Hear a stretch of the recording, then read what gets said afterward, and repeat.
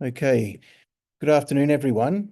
My name's Timothy Lynch. I'm the co-head of Primary and ECE at YCIS Chongqing. And this afternoon, I'm going to talk to you for a little while about using AI to enact research. And then in the second half, we'll be able to go into some breakout rooms and discuss various aspects that we'll cover in this first half. Okay. To get started, I've got a newspaper article here. And this was of a program that at the time I didn't think much of it. It was just what you do, working with the strengths around you. But we set up a program where university students were able to teach children from prep grade 1, year 2, how to swim. And the benefits of that were that it didn't cost them anything. Okay, so partnering up in the pool, and I'll talk more about that. So my point is that AI cannot do this. It could produce the photo, but it can't do the partnership.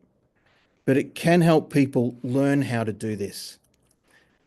Just recently, someone from London got in touch with me and was trying to do something very similar, and was basically asking me of the various obstacles and how I went about it to set that program up.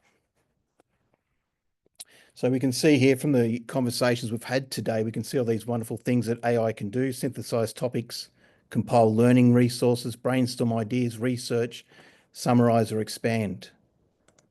But with a program like this, it's all about human qualities. So here we can see, when we look deeply into this photo, you can see that the children are happy, they're relaxed. The students, initial teacher education students, look confident and very able. What you can't see is the research that was going on. You can't see the qualifications that enabled this. So even though I was a qualified teacher, what happened was I became a teacher of the teachers. So I was a swim instructor who could qualify other swim instructors. And so for that, I had to do a certificate 4 in training and assessment.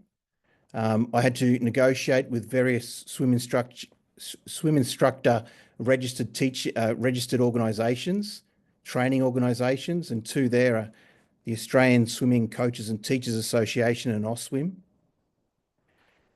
We also set up where the students could get their qualification to be a swim instructor, but also get their CPR. And this was also fitting in and enabling them to be registered teachers with the Victorian Institute of Teaching. So there was lots of negotiating and discussions and meetings to enable this. So what it was there was 2nd and 3rd year university students. They were covering aquatics, and we enabled the theory to meet the practice. So there was negotiations. We had to limit the costs. It was a lower socioeconomic area, and the children couldn't afford lessons.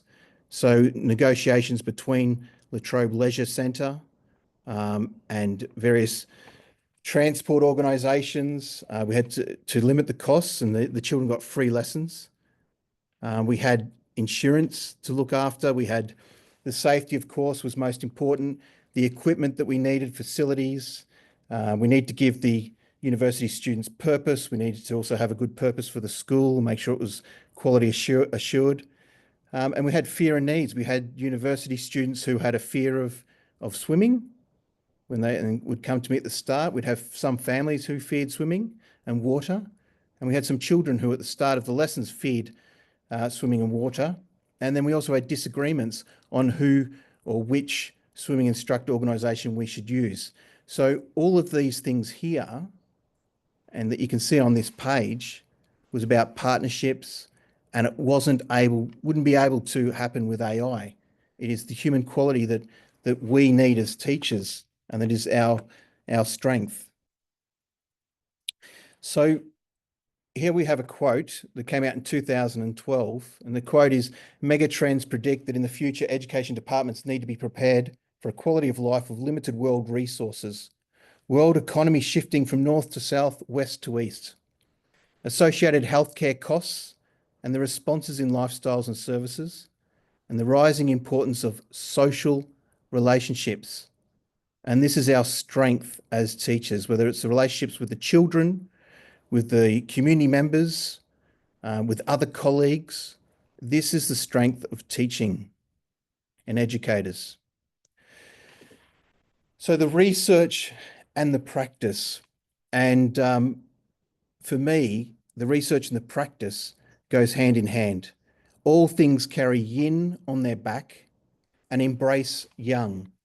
When the energy of yin mingles with that of yang, harmony is achieved.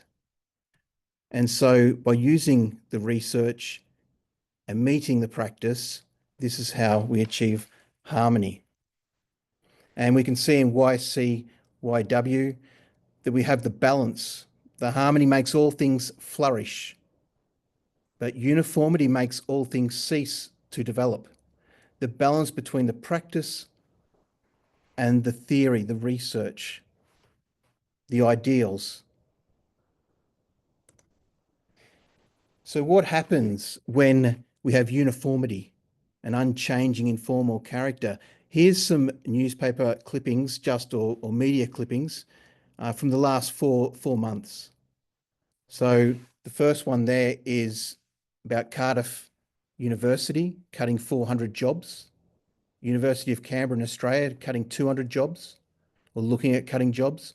On the right, we have college enrolment is falling at a concerning rate. New data reveals in the US, fewer 18-year-olds are enrolling. And on the left, I see little point UK university students on why attendance has plummeted. So if we don't have this changing and adaptation, then we can see the negatives that are occurring. So here's some feedback from the course. On the right, we have just some feedback from the initial teacher education students when it first began in 2011. Down here on the right, we have out of 5 for the student evaluation of teaching units. You can see in 2009, before it began, for overall satisfaction of the unit was 2.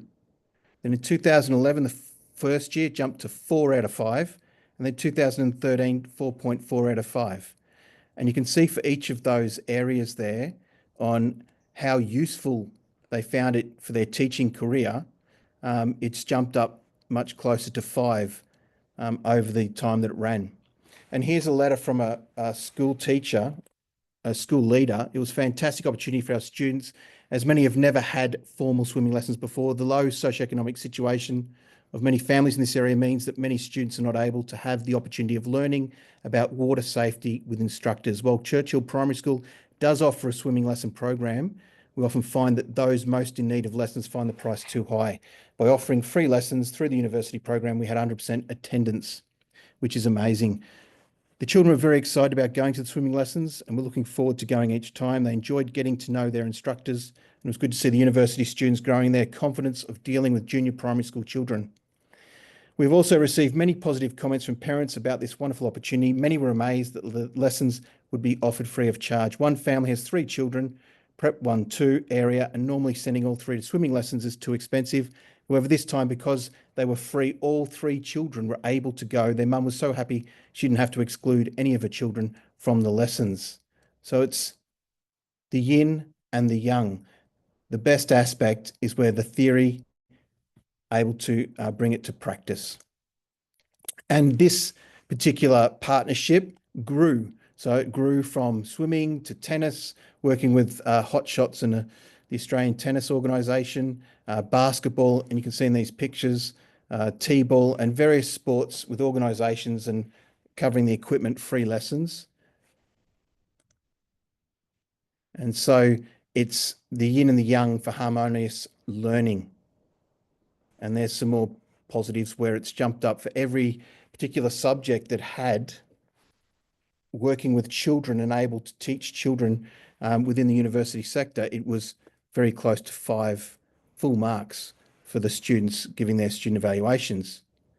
So looking at artificial intelligence then, and how we can use that, here's a definition from UNESCO. Has a potential to address some of the biggest challenges in education today, innovate teaching and learning practices, and accelerate progress towards the Sustainable Development Goal 4, which is quality education. However, rapid technological developments inevitably bring multiple risks and challenges, which have so far outpaced policy debates and regulatory frameworks. UNESCO is committed to supporting member states to harness the potential of AI technologies for achieving the Education 2030 agenda, while ensuring that its application in educational context is guided by the core principles of inclusion and equity, some points that have been discussed already today during this Congress. So the point I would like to make with some of the things that I'm about to show you is that AI is not human. And that's our strength as teachers. AI is not human, but it can appear to be human. However, having said that, we can, as we've seen today, really use AI for many features to enhance learning. So the first one I'd like to introduce you to is Synthesia. Today, people want to watch videos, not read. And in the world of business, that means your docs, emails, and PowerPoints are probably being ignored. So why not make a video instead? Great idea, but hold on. Creating videos is hard. Script writing, acting, editing, translations, updates, scheduling, publishing. Please, you've got a business to run. That's where we come in. Meet Synthesia, the world's first AI video communications platform for business. It transforms employee training, customer enablement, marketing, sales, and everything in between into short, engaging, and fun videos. Here's how it works. First, upload your document and watch AI magically transform your text into video. Next, choose from hundreds of AI avatars paired with natural-sounding voices in any language. Editing is as easy as click, drag, drop, and you're done. Translations? Literally one click. Quickly invite your team, collaborate, and get things done. Fast. Plus, you get the peace of mind with enterprise-grade security engineered for AI systems. The world's leading businesses already use Synthesia, and they're not the type to be wrong. So join them and put your words in action, one video at a time.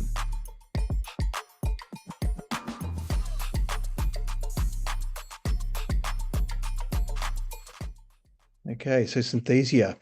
I first came across Synthesia 12 months ago.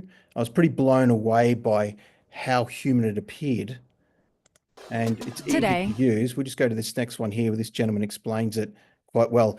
Just to let you know, Synthesia, I find it difficult to access it depending on where I am. And that's why I've gone with these videos for today. And this gentleman explains it very well on how easy it is to use. Here we go. With the rapid development of AI tools, more software is available for commercial solutions and personal creativity every day. So in today's video, I'll cover Synthesia AI, one of the best video editing tools available, and how to make professional looking videos with it. Let's get going. But before we kick this Synthesia tutorial off, what exactly is it? Simply put, it's an AI video editing tool capable of creating compelling professional content even if you have no previous editing experience. And since Synthesia generates the video based on AI avatars, there's no need for you to show your face on camera. Cool, now that we've established what Synthesia AI is, let's proceed with the tutorial. To get started, you'll need to get an account and a subscription. No worries though, the registration is quick. Let me show you how to do it. First, go to Synthesia's website, and you can do that by clicking on the link in the description or by simply scanning the QR code on screen. Afterwards, you'll be taken to this same screen you see right now.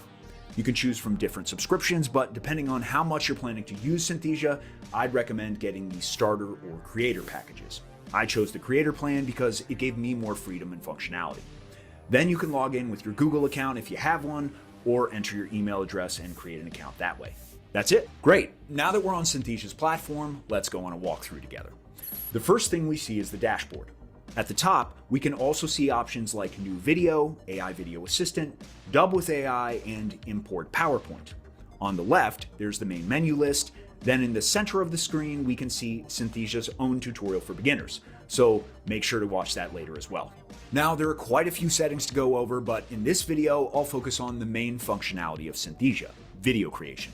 That said, let me know in the comments if you'd like to see a more in-depth guide on other settings too. Now let's start creating a video. To start a new project, I click on the New Video button in the top left corner of the dashboard. There's a slightly different New Video button in the top right corner too, but both of these will take us to the same place, so it doesn't matter which one you click. Then we're presented with all the available templates we can choose from for our video. But if you don't want to use a template, you can start with a blank canvas or even import media from PowerPoint. In this video, I'll be using a template, so let's scroll to the bottom to see what templates we have to choose from. For the record, you can select whichever template you like, but in this video, let me hover over the Playful Training video and press the Use Template button. With the template already chosen, we're loaded into a new playground where we can customize many different settings. First, let's replace the AI avatar for the video we're going to generate. To do this, I click on the avatar, aka video spokesperson, and a new window pops up. As you can see, the Synthesia avatar selection is pretty extensive, so I'm guessing you'll be able to for sure find the right fit for your video's format and style. But to switch to a different avatar, I simply click on the one I want, and that's it. I can also customize the animations of the avatar with the options on the same menu, or adjust if the avatar is going to be displayed in full or just a circle. Now let's see what the avatar sounds like by writing a sample text at the bottom of the screen, like so. Since we chose a new avatar, let's select a new voice too. You can do this by clicking on the spokesperson icon in the text-to-speech space. Honestly, I'm satisfied with the performance of my avatar, so I'm going to keep it. And then it displays in the UI how long the text-to-speech is going to take, which is also handy. Lastly, for scene 1, let's change the title on screen. To do this, select the text element and change the text according to your needs. Next in this Synthesia tutorial, let's move on to the left side of the screen, where you can find the scene setting. Here, we can add a new scene and choose both a different template and AI avatar if we want to, repeating the steps that we covered earlier. Scene layout, a setting we can find on the right side of the screen, is another important area where you can customize what the scene will look like, including its background and other settings.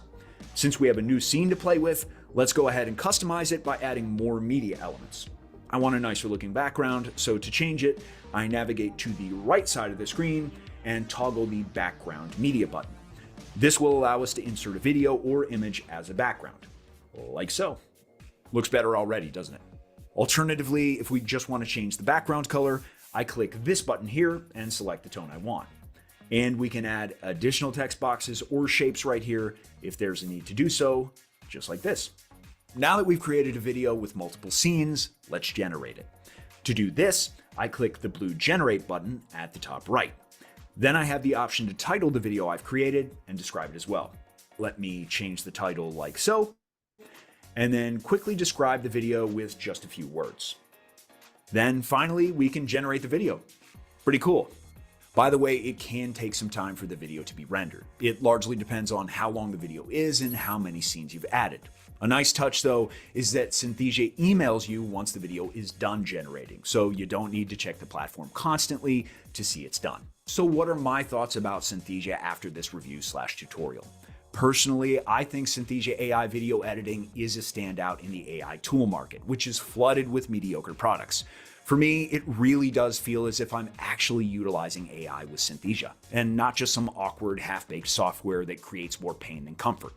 Synthesia is very comfortable to use and flexible in the creative process, so you're pretty much bound only by your imagination when using this tool.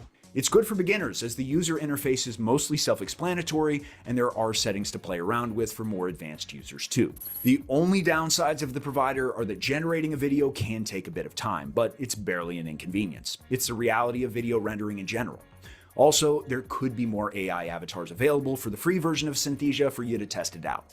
So if you'd like to give Synthesia a shot, I can definitely recommend it. Click the link in the description to get a subscription or scan the QR code on screen. Lastly, here at Cyber News, we use Synthesia ourselves, and we've even created a news spokesperson with it, AI Joe. He's great, so feel free to check him out. And if you're interested in AI, I have other reviews of AI-driven software too. If you have any other questions on how to use Synthesia, let me know in the comments. Thanks, and see you soon.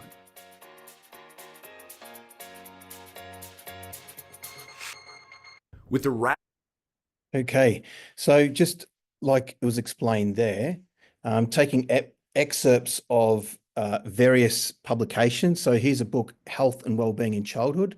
I've got a chapter in that book over the various editions. So I've taken this book and uploaded that particular chapter, and Let's this is the explore result. why play-based learning is essential for children's holistic development, particularly within physical education. Play-based learning allows children to learn across emotional, social, physical, and cognitive areas. It capitalizes on their natural curiosity and desire to explore. Through play, children integrate emotions, thinking, and motivation, which strengthens brain functioning.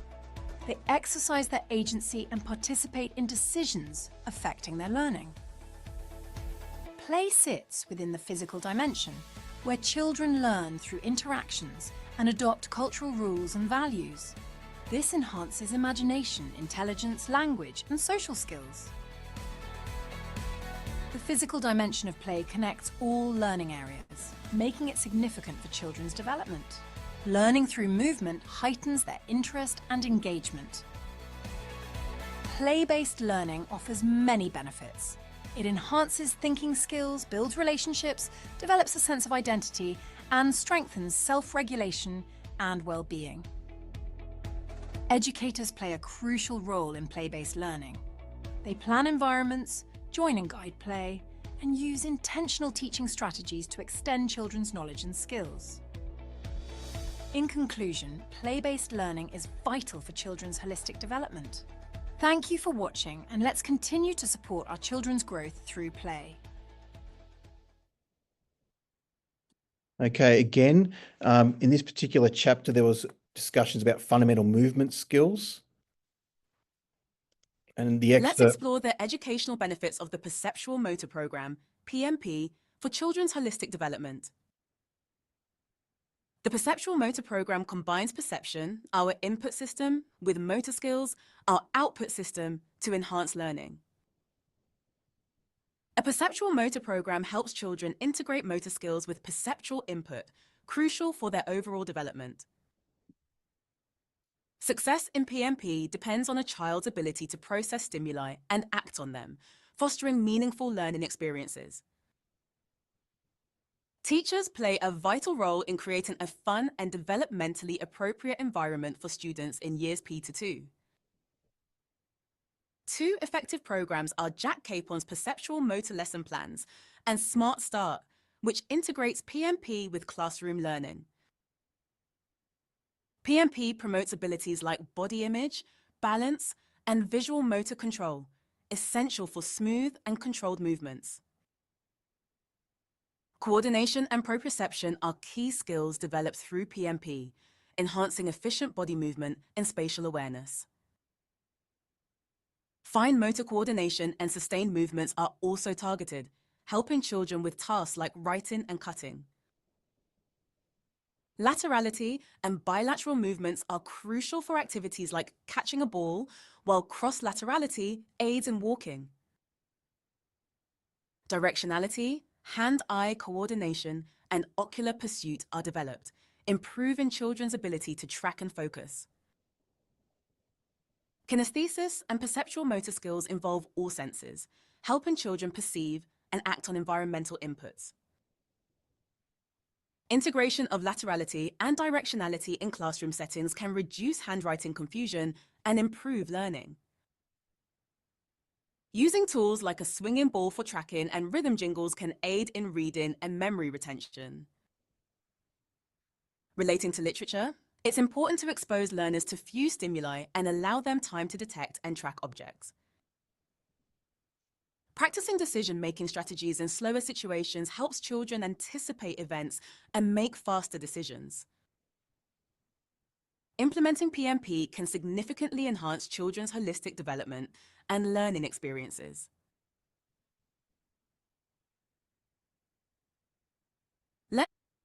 Okay, and here's another one where I've uploaded a mini journal article for practitioners, and you'll see this effect here. Let's explore how understanding the key parts of a quality game can help teachers offer exciting movement activities for all children. Let's start with the game dodgeball, often associated with physical education classes. It involves running, dodging, throwing and trapping.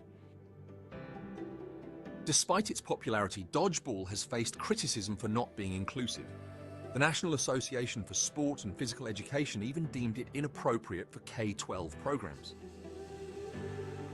Critics argue that weaker players are often targeted, which can harm their confidence. However, a simple rule change can make the game safer and more inclusive. By changing the throw to an underarm roll, all players can participate safely. This adjustment helps build confidence and makes the game enjoyable for everyone. The key question is why dodgeball has remained popular. The answer lies in the teacher's expertise to adapt the game for quality learning. I use dodgeball in initial teacher education to help pre-service teachers identify quality games. The version I model promotes safety, inclusivity, engagement, and enjoyment. Understanding these aspects allows teachers to apply the same principles to any game or lesson. This ensures that all students can participate and enjoy with optimal engagement. To play inclusive dodgeball, you'll need markers, softballs, and bibs. The game can be played with a whole class or in smaller groups. Set up a large circle with markers. 3 children start outside as rollers, while the rest are inside as dodgers. The aim is to roll the ball and hit the dodgers. Once hit, the dodger becomes a roller, finding a position at a cone. Begin with 1 ball and add more as players understand the rules. Rotate rolls to keep everyone engaged and practicing different skills.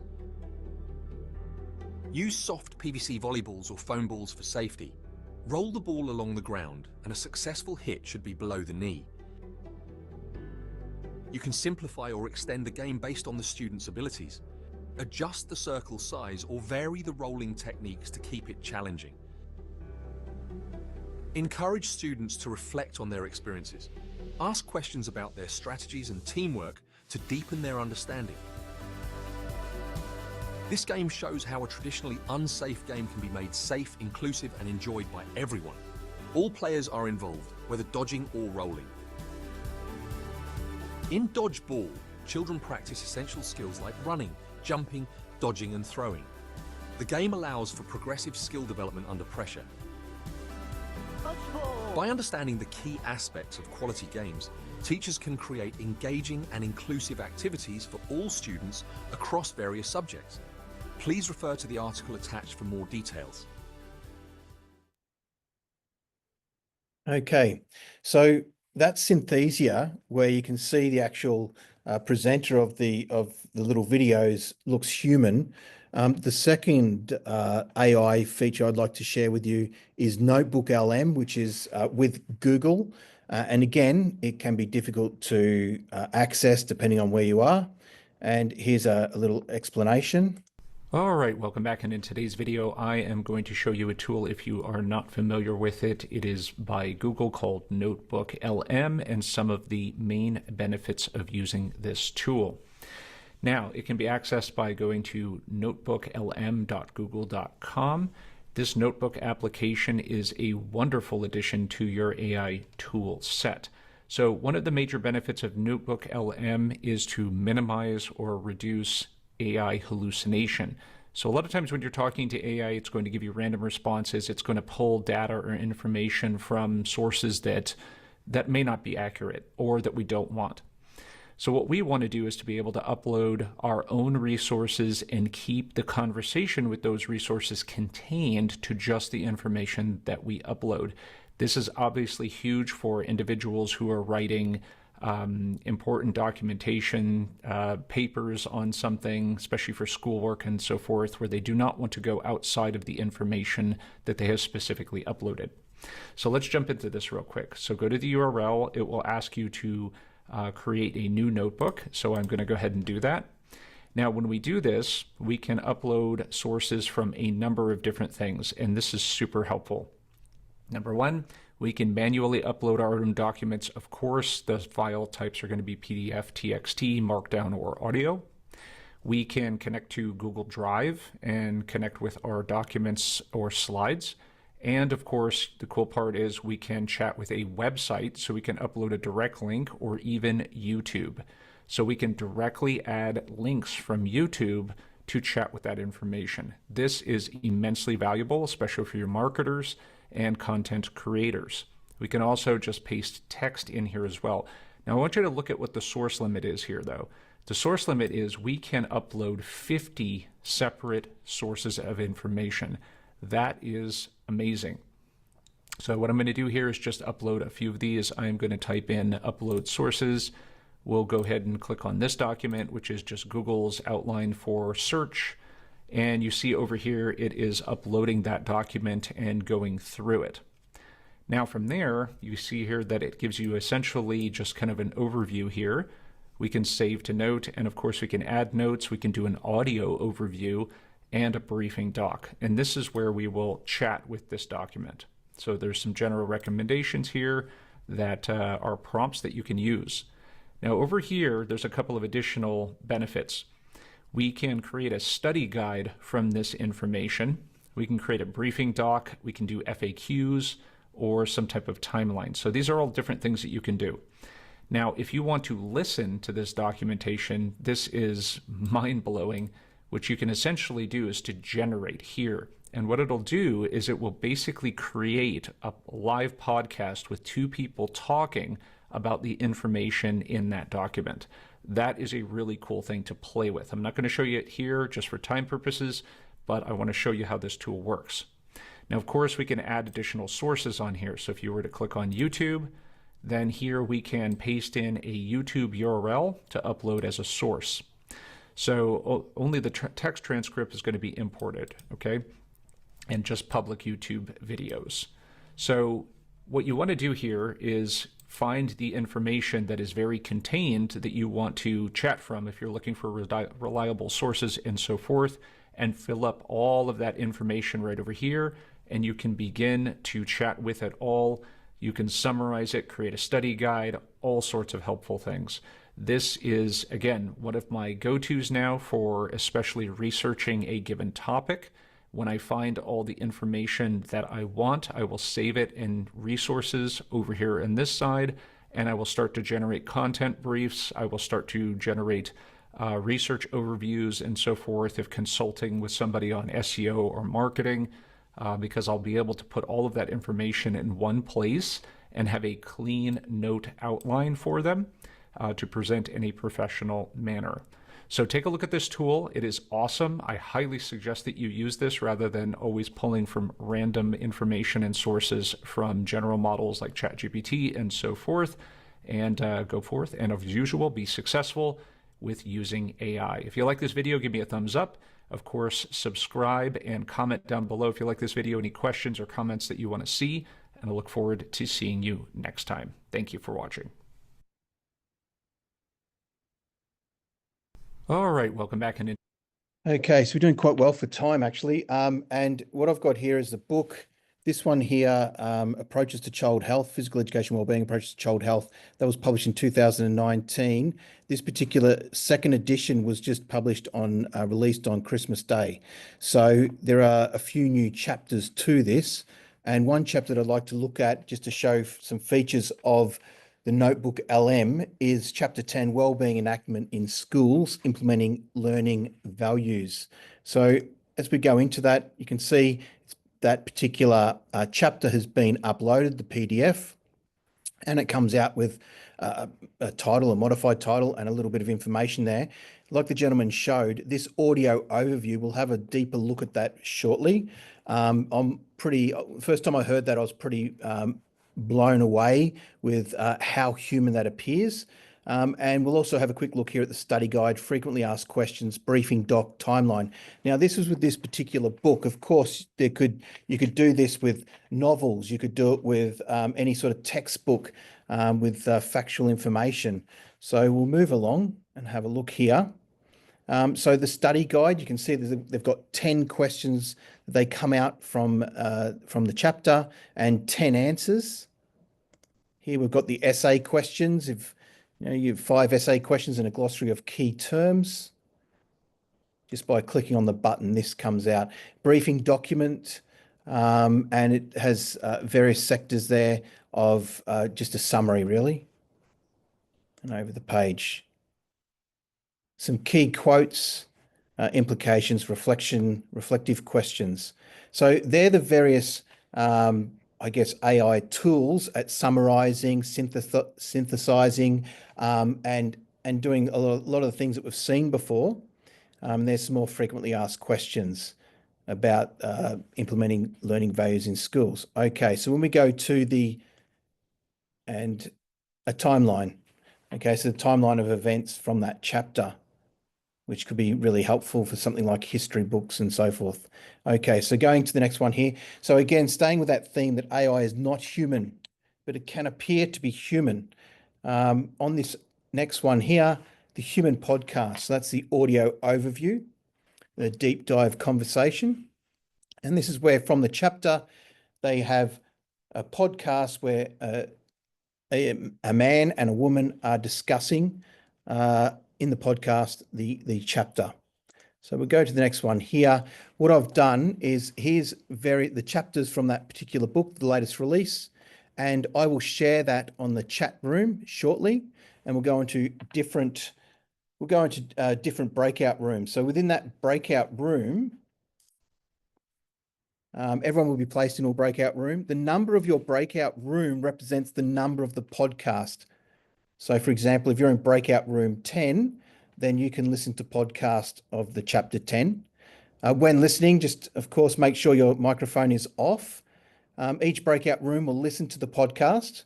Once the podcast is finished or after 15 minutes, we'll discuss within your breakout room what you found interesting with the other participants, whether it's about the information that they cover or whether it's about aspects of the AI. That's up to you. And then we'll bring everyone back and we can just catch up and have a little discussion about that or ask for a little summary of what you liked. So what I'm going to do is I'll stay in the session room and I'm going to play it in the session room, and I'll give you an example here. Welcome to the deep dive. Today we're doing something a little different. We're going beyond just talking about values in education. We're really going to dive deep into how schools are putting those values into action. Okay, so there's an example. So I'm going to stop. Actually, I'll bring my, see if I can do it from here. More, just breakout rooms. So I'm going to set up 17 and we'll assign that and then keep a look in the chat and the little podcast will come through.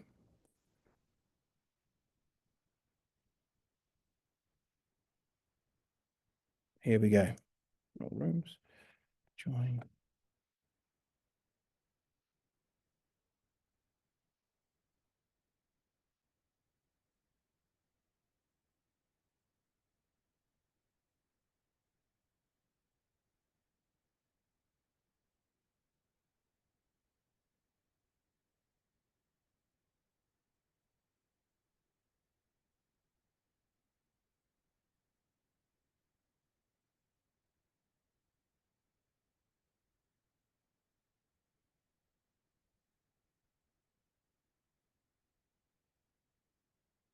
So they're just going through now and I will upload the rest, which we did up to 10. So we've got 11, 12, 13, 14, 15, 16, 17, open those and send.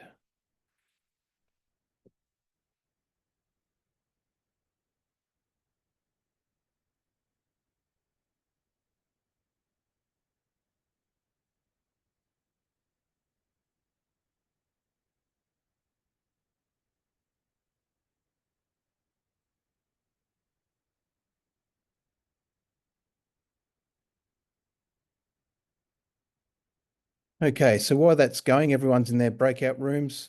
Number 4 is just coming through.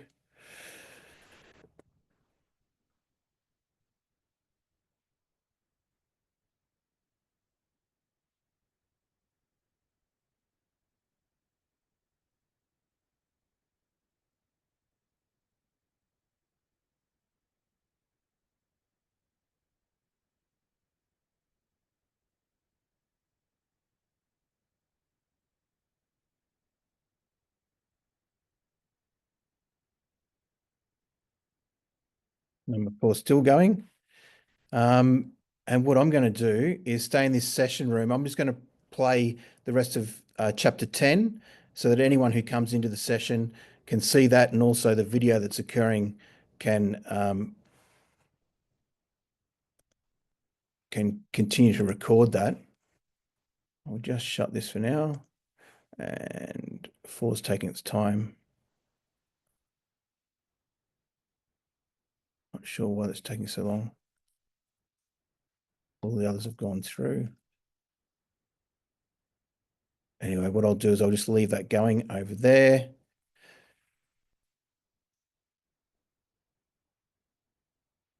I'll shut it now. It's done. Okay. So I'm going to continue playing this one. Actually weaving them into the daily lives of students. You know, you sent us a chapter from an academic book that really gets into this. Yes. And honestly, it's pretty eye-opening. It really is. It really challenges like the traditional idea of what education should be. You know, we're not just talking about academics. Right. We're talking about like cultivating the whole person, equipping them with the skills and mindsets they need, not just for, you know, a job, but for a fulfilling life. That's a big idea. Yeah. Right. So the chapter uses this term deep implementation. Right. What does that actually mean when we're talking about schools like bringing values to life? So it's about going way beyond lip service. Yeah. You know, like think about it. Every school has a mission statement, posters on the wall, maybe even a character education class. Yeah. But deep implementation means those values aren't just decorations. They're woven into everything, from how teachers interact with students, to how the curriculum is designed, even to things like the school's feedback and discipline policies. So it's not just about having a list of values, it's about making them like part of the air students breathe. Yeah. You know? Yeah. That's a great way to put it. The chapter also uses this phrase, large learning ecosystem. And it's got me thinking about all the different influences that shape a student's experience. Yeah. And that's exactly the point. It's recognizing that learning isn't confined to the classroom. Right. Students are learning from everything around them, you know, from their peers, the school culture, even things that happen outside of school. And deep implementation means being intentional about how those different elements reinforce the values we're trying to instill. It's like a holistic approach to education. Exactly. Okay, so let's get specific. The chapter dives into these 9 universal competencies identified by the OECD. Yes. And it basically says that these are the building blocks of well-being. We've got things like reflection, collaboration, learning to learn, respect, responsibility. You know, honestly, at first glance, it reads like a pretty standard list of like good character traits. Yeah. But the chapter goes deeper, right? It does. What's fascinating is that the OECD isn't just saying these are nice qualities to have. Right. They've connected them to real-world outcomes, both in terms of academic success and overall well-being. Give us an example. How does something like learning to learn, which sounds pretty abstract, actually translate into a kid doing better in school or life? No. Okay, so think about it this way. Learning to learn is really about metacognition, becoming aware of how you think and learn best. Right. Now, on a practical level, this can help a student figure out how to study more effectively for different subjects. But what's really interesting is that research suggests that the skill transfers. It's not just about better grades in math class. Right. It's about being able to adapt your approach to learning in any new situation, whether that's a new job, a hobby, or even just figuring out how to build that bookshelf from IKEA. I see. So it's about giving them the skills to be like adaptable learners throughout their lives. Exactly. Okay, I'm starting to see how these seemingly soft skills can have some real-world teeth. The chapter also highlights some specific programs schools are using to put these competencies into practice. Right. And 3 in particular stood out to me. Yes, and they each offer a unique angle on this whole idea of weaving values into the school experience. Yeah. There's Guy Claxton's learning power approach, which he actually calls LPA. LPA. Now, Claxton is a cognitive scientist. Yes, he is. And I was struck by his emphasis on what he calls non-intellectual forms of intelligence. What's he getting at there? It's a bit of a challenge to the traditional view that intelligence is all about IQ and academic ability. Okay. Claxton argues that things like curiosity, imagination, resilience, even the ability to connect with others are just as important for learning and success in life. So LPA isn't about throwing out academic rigor. No, not at all. It's about expanding our definition of what it means to be a capable learner. Exactly. And the program provides schools with specific tools and strategies to help cultivate these often overlooked aspects of intelligence. Things like encouraging open-ended questioning, creating opportunities for collaboration, and even incorporating mindfulness practices into the school day. So it's about giving students a much broader toolkit to approach learning and problem solving. Precisely. Now, the second program the chapter mentions is Deborah Ayer's High Performance Learning, or HPL. This one really intrigued me. They argue that every student has the potential for high performance given the right support. Right. That's a pretty bold claim. It is. And it challenges the idea that some kids are just naturally gifted while others aren't. HPL suggests that we can unlock high performance in any student by focusing on developing certain cognitive characteristics and nurturing specific values, attributes, and attitudes. So instead of labeling kids, it's about figuring out what each individual needs to thrive. Exact. Do they give examples of what those supports might look like? Absolutely. They have this framework of 7 pillars for high performance, things like developing a growth mindset, fostering a love of inquiry, building metacognitive skills, and even cultivating values like resilience and collaboration. Okay. And they provide schools with practical strategies for weaving these pillars into everyday teaching and learning. It's fascinating how HPL flips the script on our assumptions about potential. The third program the chapter dives into is Neil Hawk's Values-Based Education, or VBE. Yes. Now, this one seems to take a less technical approach It does. and really focus on the overall school culture. That's right. VBE is less about specific techniques and more about creating a school environment where values like respect, empathy, and integrity are woven into the very fabric of how things are done. They use this great example in the chapter. In a school that truly values respect, teachers wouldn't yell at students. Right? It's such a simple illustration, but it really drives the point home. It does. It's about walking the walk, not just talking the talk. And VBE goes beyond just avoiding negative behaviors. It emphasizes actively modeling the desired values, developing a shared ethical vocabulary so everyone can talk about these things, Right. and empowering students to become leaders in promoting those values within the school community. So it's about creating a culture where these values aren't just rules, they're guiding principles for how everyone interacts. Now we've got these 3 programs, each with its own approach. But what struck me is that they all seem to agree on one thing. What's that? Deep implementation is about more than just surface-level changes. Absolutely. Whether it's through developing specific learning skills, creating a culture of high performance, or weaving values into the very air students breathe, Right. they all highlight that this is about a fundamental shift in how we approach education. And that shift is no small feat. The chapter doesn't shy away from the challenges involved in making these kinds of changes. Yeah. It even brings up this multi-layered ecosystem framework, hinting at just how complex this all is. What's that all about? Well, it's a way of understanding that change in a school doesn't happen in isolation. Okay. You've got the microsystem, which is like the individual classroom and the relationships within it. Then you've got the mesosystem, which is about how different parts of the school interact, like how the administration supports teachers or how different grade levels collaborate. And then there's the exosystem, which is the broader community context, things like family involvement, local resources, even societal attitudes towards education. Whoa. When you lay it out like that, it really highlights just how many moving parts there are. It makes you realize that deep implementation isn't something you can just check off a list. No. It's an ongoing process. It is. It's a process. And the chapter emphasizes that one of the biggest factors in all of this is teacher beliefs. Makes sense. Yeah. If a teacher doesn't truly believe in the value of, say, collaboration, they're probably not going to go out of their way to create collaborative learning experiences for their students. So it's not just about giving teachers new strategies. Right. It's about addressing those deeper beliefs about what good teaching and learning look like. Yeah, and those beliefs are shaped by a lot of different factors. You know, their own experiences as students, their training, the culture of the school. Right. The chapter shares an interesting anecdote about a school leader who seemed to get this. Yes. This leader recognized that change starts with supporting teachers. They focused on building on teachers' strengths, adopted this health-promoting school model, which emphasizes the well-being of everyone in the school community. And crucially, they gave teachers dedicated time for reflection and collaboration. It sounds like they created a culture where teachers felt valued and empowered, Yes, which probably made them more open to trying new things. exactly. It's not about top-down mandates. It's about creating a supportive environment where change can organically emerge. Yeah, that makes sense. Now, shifting gears a bit, Okay. the chapter also talks about the importance of meeting students where they are, developmentally speaking. Right. They specifically highlight the IB learner profile. Can you give us a quick rundown of what that is? Sure. The IB Learner Profile is a set of 10 attributes that the International Baccalaureate Program, which you might be familiar with, identifies as essential for lifelong learning. Okay.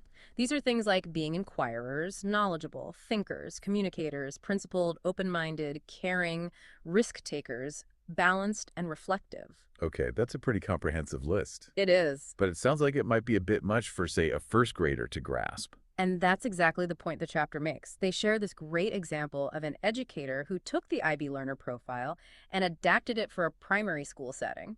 They simplified the language. Okay. So, for example, instead of knowledgeable, they used explorers. Instead of principled, they used respect. I love that. It's taking these like lofty ideals and making them relatable to a 5-year-old. Exactly. And they went even further, creating characters to represent each learning value. Oh, wow.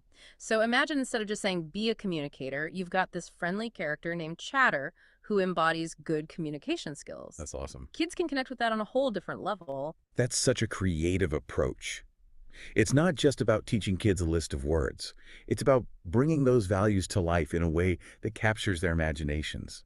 The chapter stresses that for this to really work, it can't just be a one-off lesson. Right. It's got to be woven into everything. Exactly. The author calls for consistency across all learning areas. So it's not just about having a designated values class. Right. It's about those values being reflected in how math is taught, how the playground is managed, how parent-teacher conferences are conducted. It's about creating a cohesive experience where those values are constantly reinforced. It's almost like Okay, I think I will hold that there. I'm going to call people back just to see. Here we go. Breakout rooms. We will close all rooms.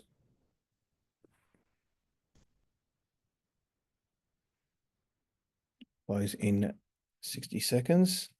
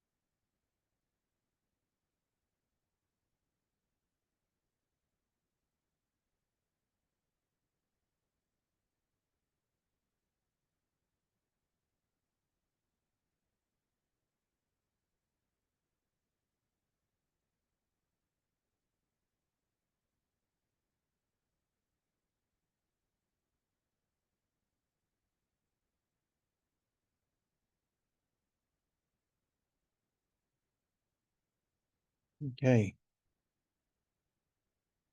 Should be all shut.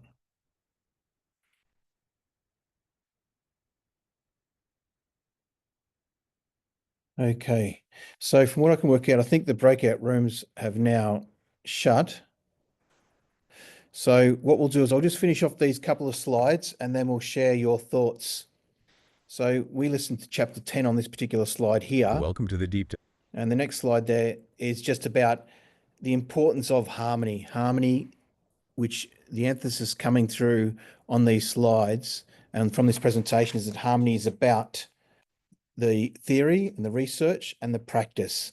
And that enables everything to flourish when it's yin and yang. But uniformity, if we don't change, if we don't adapt, then things will cease to develop. So it really is linking back to the thing.